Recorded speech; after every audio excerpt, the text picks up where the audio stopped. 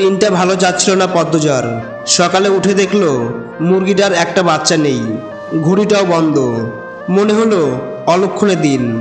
এদিকে আম্মা হেমলতা স্বপ্নে আগুন দেখেছেন, তাই ছটকা দিতে বলেছেন। পদ্মজা সাদা মোরগটা নিয়ে গেল ঘাটে। সেখানে দেখা হলো মুন্নার সাথে, মা হারা ছোট্ট ছেলেটি। মুন্না মোরগ পেয়ে খুশিতে চোখ মুখ ঝলমল করে উঠল। একসাথে আচার খেলো দুজন। হেসে মুন্না বলল, আপা, বড় হইয়া আমি আপেনেক বিয়া করুম। লজ্জায় পদ্মজার মুখ লাল হয়ে গেল। বাড়িতে ফিরে দেখে আব্বা মোশেদ মাছ নিয়ে ফিরেছে। ছোট বোনগুলো খুশিতে নাচছে, কিন্তু পদ্মজার দিকে তাকিয়ে আব্বার চোখে রাগ। মনে করে মেয়ের রূপী নাকি একদিন সর্বনাশ ডেকে আনবে। এদিকে শুটিং টিম এসেছে গ্রামে, বাড়ি ভাড়া নিতে চায় বড় অঙ্কের টাকা দিয়ে।